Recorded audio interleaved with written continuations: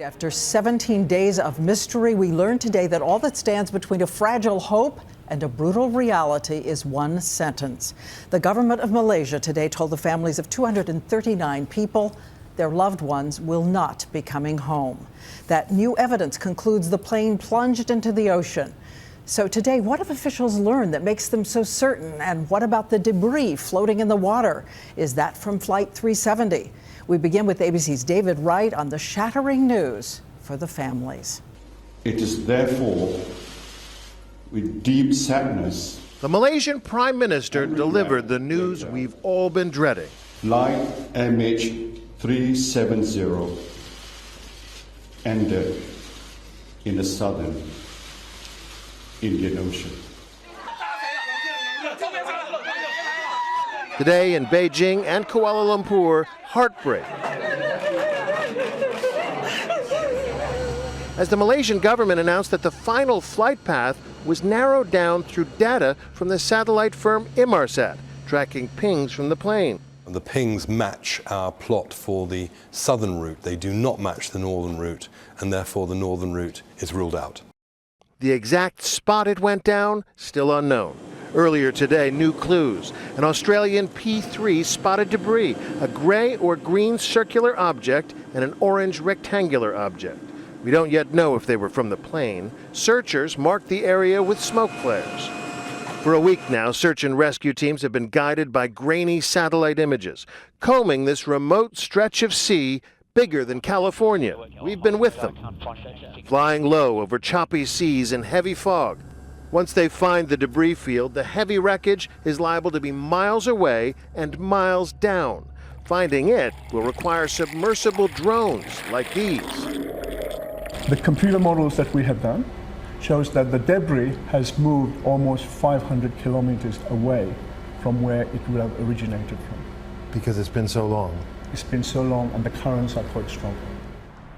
Tonight, an Australian warship is headed in to collect and confirm the possible debris. But if you thought the first part of this search was long and difficult, get ready, because the second part, they'll be flying blind on the ocean floor, deeper than where the Titanic sank. Diane? All right, David, thank you. And ABC's Bob Woodruff has been on the ground since the beginning for us in Kuala Lumpur.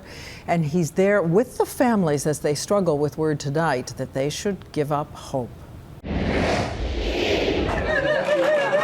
For the families of the 239 passengers and crew, the news was devastating.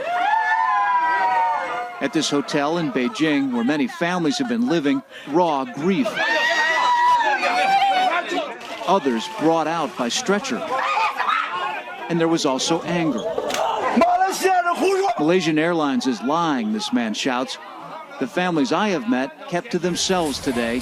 Patrick Gomez is the chief steward on that plane, and 3 days ago, his wife Jackie, his 4 children, told me they have been burning this candle since the plane disappeared, so that he could find his way home, at least in spirit.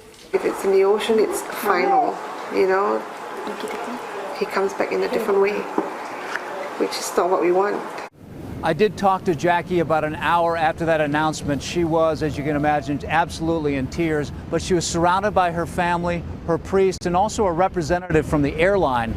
And in that bowl, that candle was still lit. Diane? Thank you so much, Bob. And now I want to turn to retired Colonel Stephen Ganyard, our aviation consultant, and ABC's David Kerley, who's been on the story from the beginning. And I'll start with you, David.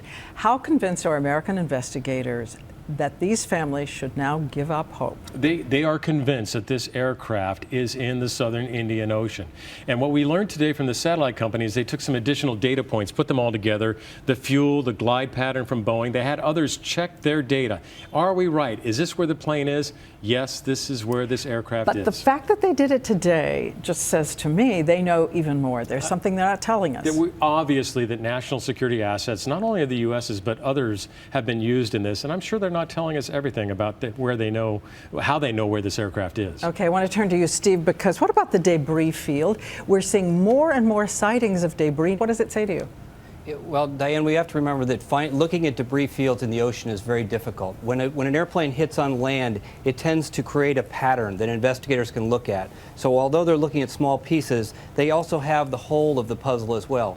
But when it hits water, the wind and the currents and the tide disperse all that debris, so it's very difficult. We're looking at individual clues, and it makes it very difficult to deduce anything useful to why this airplane came down, which leads back why we need to get to the black boxes. The black boxes, and I was going to go back to David on that because you've got one here right now, and show us exactly where the ping is. This is the pinger right here that has the battery and sends up the signal, and it's a kind of a metronome sound. Let's listen to it.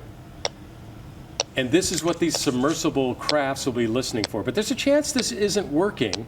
And the only way then we find the black box is by using sonar to look for debris on the ocean floor and then send a sub down to pick it up. That's what happened in Air France. Still, the only hope for finding out what really happened is that sound at the bottom of the ocean right now. Getting to this box.